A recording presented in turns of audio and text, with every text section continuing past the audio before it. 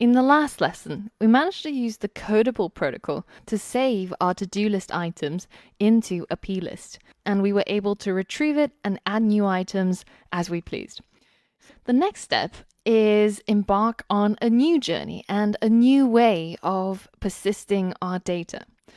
For this lesson and a lot of the coming lessons, we're going to be diving into core data. And I'm going to walk you through how we can perform all of the CRUD operations using core data.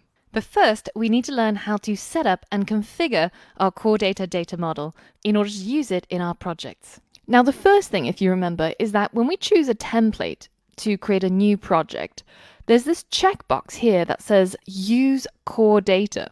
Now, for our current project, I asked you not to check it because we were going to be looking into various different methods of persisting our data before we come to this module. So if we have a look, let's just create a core data test app, and I'm going to check Use Core Data, and we're going to hit Next, and I'm going to save it onto my desktop. And don't worry about creating a Git repository. We're just going to have a look at this test project to see what automatically gets created by Xcode when you check that tick box. Now, the first thing that you notice that's different from your normal templates is that you get this core data model. And inside here is where we set up all of our data and structure it for use with core data. The other thing that Xcode adds is inside the app delegate, it adds a whole bunch of helper code, which you're going to need every single time you use core data. So they've just given it to you for free when you tick that checkbox. So what are we going to do in our project? Are we going to have to rewrite it from scratch and tick that checkbox? I mean, there's a lot of cases when you make an app and you don't know that you need to persist your data using core data. Maybe, initially you thought, it's going to be a really small amount of data. I'm just going to persist it using plists.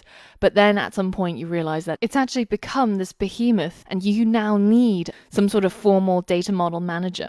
So that's why we created this project to Dewey without checking that use core data checkbox, so that I can show you how you can add core data to any project, even at a later date. So the first thing that we're going to do is we're going to add that core data model. We're going to go to File, New, File.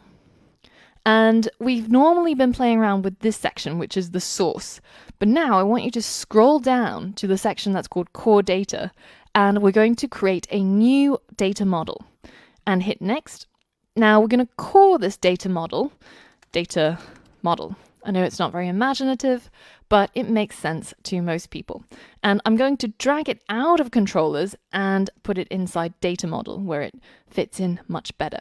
Now, if we go back to that core data test app where we checked using core data, we can actually just simply copy and paste all of this code up to and including application will terminate. And we can paste it into our project. So I'm going to delete application will terminate and I'm going to paste what we copied over instead. Now Xcode is going to complain because it doesn't know what persistent containers are unless we of course import the core data framework. And one thing we have to check to make sure is that the name here, where it says the persistent container name, has to match with the name of our data model. And if you remember, we called ours data model with a capital D and a capital M. So we have to make sure that when we copy this code over, that we have to change this to match our data model name.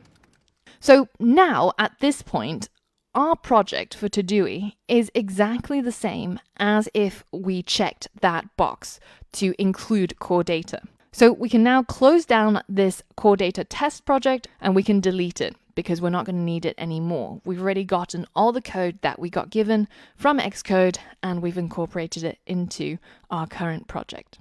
Now let's head over to our data model and we're going to create a new entity. So you'll notice that when you start working with core data, it's almost like we're in a different world. They use different words for things that we already have a good grasp of. So for example, entities are pretty much equivalent to classes, and each entity has a whole bunch of attributes, and those attributes are almost like our properties that we've gotten used to. but you can also consider that each entity is basically like a table of data. So for every single Excel sheet that you have, you might have a single entity inside your core data model. So let's get started and we'll explain as we go along. So we're going to go over here and we're going to click on Add Entity, which gives us this brand new entity, and we're going to rename it to something that makes sense rather than just entity, right?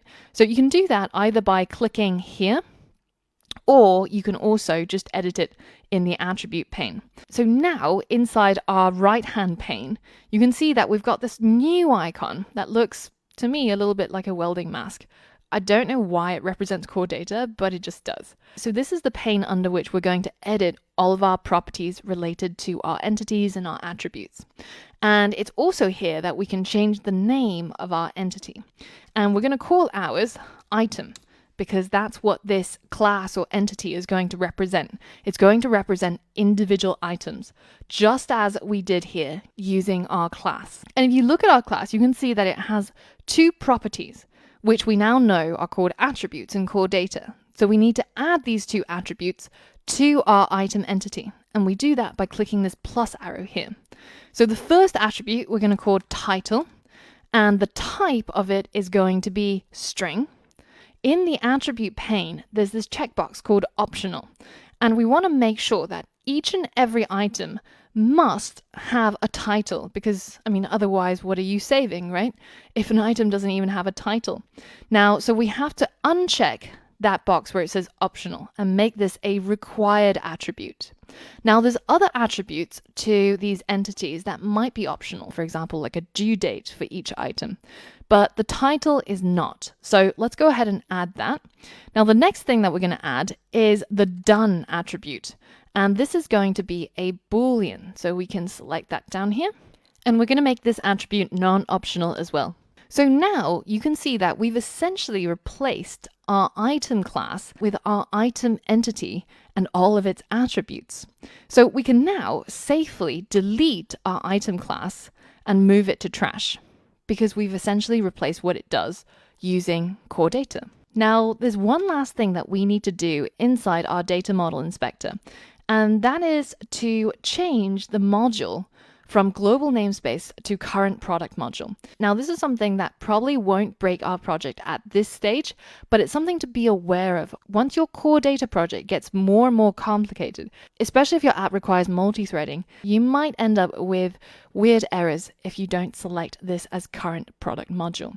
Now, the other thing that you'll notice here is that there is this property called CodeGen.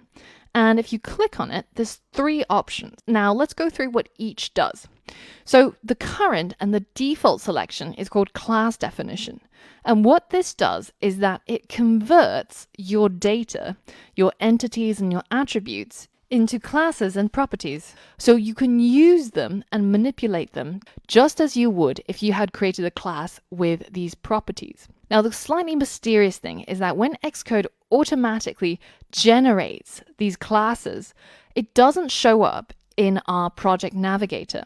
So we can't actually view it unless we're really determined. So if you are really determined to find it and have a look at it, then you can follow along with me. Alternatively, you can just watch me show you where it is and trust that your code file is also automatically being generated as long as you've got that class definition checked. Now, in order to locate those files, all we have to do is head into Finder, and we're going to navigate right into the root.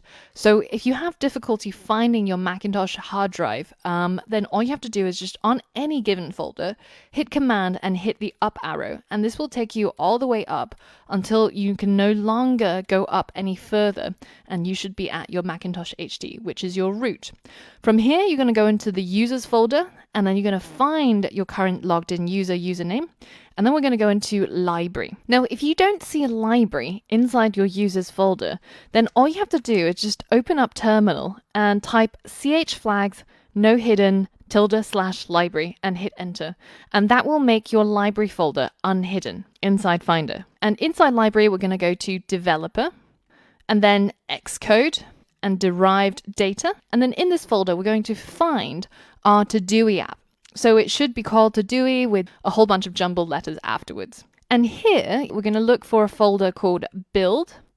And inside build, we're going to go into intermediates and then to dewey.build and then debug to dewey.build. And then we're going to go to derived sources and finally core data generated and data model. So it's a long path to chase down, but eventually you get here and what do we find? We find 3 Swift files, which is the name of your entity and properties and your item and your core data class. So if we double click on it, it should open inside Xcode and we can have a look at what they look like. So the 2 most important files that Xcode generates for you is your item class and your item properties. So the item class file gets generated once and it doesn't get modified unless you've deleted the entity or you add a new entity.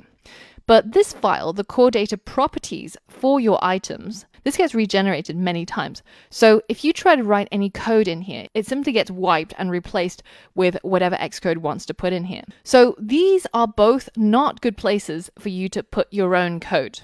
If you wanted to put in your own custom initializers or custom functions for your item class, then instead of using the default, which is class definition, you'll want to use category/extension. And if you have this selected, then you need to create your classes that are identically named to your entities, and Xcode will automatically link them up to allow you to use core data. Now, the other option here is manual or none, where there is literally no code generation at all. There's no linkages behind the scenes, and you have to do all the work yourself. And this is probably the one that's least used in practice. And the class definition is probably the one that's least effort, quickest to set up, and easiest to understand. But the one that's actually most used that you'll see in the wild is actually the category extension, because sometimes developers might want to add in some custom code. And so you'll see that used pretty often. But I would say that a lot of people do use class definition as well, just because it's so easy to implement. And that's the one that we're going to use. So if we have a look back at the Swift file, where Xcode automatically generated this class declaration for our item entity, then you'll see that our item entity inherits or subclasses NS managed objects. And NS managed objects are basically core data model objects. It's similar, but not quite the same as our standard objects. But by subclassing NS managed objects, it allows us to manage this class using core data. So if you do create your own custom classes and you go for the option of category/extension, then you'll also want to inherit from NS managed objects in order for your code to work. So now that we've seen the automatic code that gets generated behind the scenes, let's take a look at the code that we got inside our app delegate. So if you remember, this was the code that we copy and pasted from a new project that has the use core data checkmark checked. And what we get is a global variable called persistent container and also a method called save context. So I'm just going to get rid of all of this commenting that Apple has meticulously added, just so that our code is a little bit shorter and we can see it all on one page. I'm also going to delete the comments inside application will terminate, and I'm also going to delete all of these methods excluding did finish launching options. So now in your app delegate, you should have did finish launching with options, as well as application will terminate, inside which you call self.saveContext, which is that method that Apple gave us for free. And we've also got this lazy variable called persistent container. So the first question you might have is, I've never seen this keyword before. What does lazy do? Well, you know how there's some people who, if they need to get to work at 9, they'll wake up at 6, they'll spend half an hour doing yoga or some crazy stuff like that, and then do a whole bunch of prep work, eat a proper breakfast. And those people are not lazy. But then there's another category of people, myself included, which most people would categorize as lazy. And they're the sort of person who, if you need to be out the door by 8:30, you'll probably wake up around 8:20 and try to get everything done in 10 minutes, just so that you can have that extra hour of peaceful sleep. So this is kind of similar to what lazy variables are. When we create a variable that we declare as lazy, then it only gets loaded up with a value at the time point when it's needed, i.e. when you try to use this thing called persistent container. That is when all of this code is going to run, and it's going to have a value set. So whereas the lazy person gets a lion benefit, the lazy variable gets a memory benefit. So you're only occupying the memory when it's needed, rather than having everything set up beforehand. So inside this lazy variable, we're creating a NS persistent container. And this is basically where we are going to store all of our data. And even though it's called an NS persistent container, which sounds kind of fancy, it's actually going to be a SQLite database. So for those of you guys who have worked with databases, SQL, SQLite, then this is basically what the NS persistent container is. Now, the reason why it's called persistent container and not just your SQLite database is because you can use different types of persistent containers. So for example, you can use XML instead of SQLite, but that's a whole other topic. Just remember that your default persistent container is going to be a SQLite database. Now, we create a constant called container that sets up this new persistent container with the name of our data model. And these two have to match so that all the behind the scenes setup and the relationships gets created properly. And then we're going to load up this persistent store, and we're going to log if there were any errors. But if there weren't any errors, then we're going to return the container that we loaded up, and we're going to set it as the value of this lazy variable called persistent container. And we'll be able to access it inside other classes in order to persist and save our data into our SQLite database. Now, there's this other helper method called save context. And this just provides some support to saving our data when our application gets terminated. But here you see this thing called a context. And we're going to look into the context a lot more later on. But essentially, the context is an area where you can change and update your data, so you can undo and redo until you're happy with your data. And then you can save the data that's in your context or your temporary area to the container, which is for permanent storage. So if you remember our lessons on Git and GitHub, the context is similar to that staging area, that temporary area where we can change things and update the things that we want to commit. And then only once we're ready do we actually commit the data to source control. And in this case, it's exactly the same. So the two things that you need to understand from this code is that we create a new NS persistent container using our core data model. And this persistent container is the database that we're going to be saving to, and it's a SQLite database. The second thing is that we have this thing called a context, which is what's called a scratch pad or a temporary area where you can update, change, delete your data until you're happy with the format it is, and then we basically commit it to permanent storage. So these concepts are core to understanding core data and how it works.